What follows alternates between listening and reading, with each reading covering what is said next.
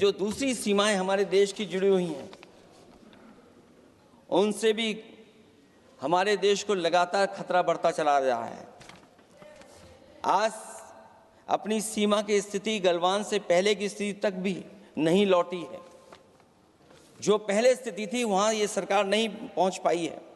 वास्तविक में नियंत्रण रेखा के कई क्षेत्रों में महत्वपूर्ण बफर जोन जब भारतीय गश्ती के लिए उपलब्ध नहीं है, तो पूर्वी लद्दाख में अतिरिक्त भारतीय तैनाती जारी है, जिससे सेना को सैनिकों की भारी कमी का सामना करना पड़ रहा है। हमें उम्मीद है कि जब इतने महत्वपूर्ण समय पर बहस हो रही है, तो सरकार अपनी अग्निवीर वाली योजना को वापस लेने का काम करेगी, जिससे कम से कम सेना की कमी, हमें सेना को पूरी की पूरी सेना मिल सके। जनवरी में अपनी वार्षिक प्रेस वार्ता में जब सेना प्रमुख ने से ये पूछा गया, तो उन्होंने जवाब डालते हुए कहा कि गश्ती से जुड़े फैसले अब स्थानीय कमांडरों पर छोड़ दिए गए हैं। जैसे भारत की सीमाओं की पवित्रता अब राजनीतिक नेतृत्व का नहीं बल्कि स्थानीय सेवा अधिकारियों का मामला रह गया है। इस पे भी सरकार को बहुत गंभीरता से सोचना पड़ेगा कि जहां लगातार हमारी सीमाओं का एनक्रोचमेंट हो रहा है। चीन ने भारतीय वाहन निर्माताओं के लिए आवश्यक दुर्लभ खनिजों की आपूर्ति रोक दी है। सुना है कि बुलेट ट्रेन प्रोजेक्ट के लिए सुरंग खोदने वाली मशीनें, डीएपी जैसे उर्वरक और यहाँ तक कि कई बड़ी कंपनियों की रणनीति के तहत उनकी सप्लाई रोकने का काम किया है। जहां हम एक तरफ आत्मनिर्भर का नारा दे रहे हैं, वहीं हम किस पर निर्भर होते चले जा रहे हैं, ये भी विचार करने का सवाल है। सुनने में आ रहा है कि कुछ महीनों के बाद सरकार बीजिंग में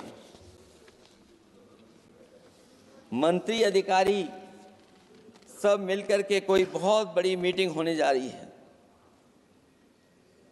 कहीं ऐसा तो नहीं है जो कूटनीतिक भागदौड़ चल रही है,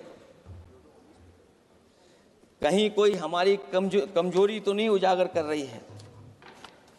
इसलिए जहां हमें पाकिस्तान से खतरा है, उसकी सीमाओं से हमारा आतंकवाद आ रहा है, वहीं जो उसके पीछे खड़ा हुआ देश चीन, उससे भी हमें सावधान रहना पड़ेगा। और अध्यक्ष महोदय, हम सब समाजवादियों ने कई मौकों पर ये बात रखी और कही कि हमारा खतरा पाकिस्तान से नहीं है, हमारा खतरा है चीन से। न केवल वो हमारी जमीन छीन रहा है समय समय पर, बल्कि हमारे बाजार को भी छीनने का काम कर रहा है। इस सरकार को कहीं न कहीं आतंकवाद को और पाकिस्तान को लगाम लगाने के लिए 10 या 15 साल का ऐसा फैसला लेना चाहिए जिससे कि वहां से हमारा कारोबार कम होता चला जाए। और अगर हमारा देश महोदय कारोबार कम नहीं होगा,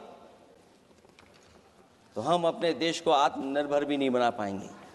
ये जो आत्मनिर्भर का नारा है, कहीं ऐसा तो नहीं है नारा कुछ व्यापारियों को लाभ पहुंचाने के लिए हो रहा हो? क्या व्यापार और राजनीति का संबंध ऐसा हो सकता है कि दोनों एक दूसरे का लाभ उठाएं? और याद रखें कि अगर हमें पाकिस्तान से खतरा है, तो चीन राक्षस है, वो हमारी जमीन और हमारी बाजार दोनों छीन लेगा। छोटा सा क्लैरिफिकेशन, अखिलेश जी ने बोला, मैं उसका भाषण पे नहीं जा रहा हूँ, एक करेक्शन करना बहुत ज़रूरी है, नहीं तो वो रिकॉर्ड में चले जाएंगे, फिर बाद में सही नहीं होगा। इन्होंने अपना बात रखते समय कहा कि जिस प्रदेश से मैं आता हूँ वहाँ कितने अंदर चीन घुस करके कब्जा करके बैठे हैं। तो मैं रिकॉर्ड बहुत साफ करना चाहता हूँ। 1962 में जब चीन आक्रमण हुआ 10 अक्टूबर को, मेरे गांव से होते हुए 1 महीने 10 दिन असम के मिसामारी तक पहुंचे चीन के आर्मी। फिर वहाँ 21 नवंबर को सीज फायर करके वो पूरे के पूरे वापस विड्रॉ करके चले गए। जो जगह चीन ऑक्युपाई करके रखा है असाफिला साइट में लोंजू, वो 1959 में जब हमारा वहाँ असम राइफल का कैंप था, 1959 में कैप्चर किया।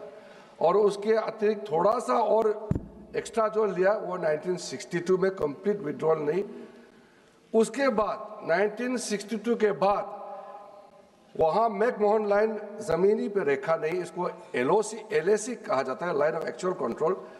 1 इंच, कई सरकार आए हैं 1962 के बाद अरुणाचल प्रदेश में 1 इंच चाइना ने एक्स्ट्रा ना अंदर घुसा है ना जमीन लिया है। ये रिकॉर्ड क्लियर होना चाहिए।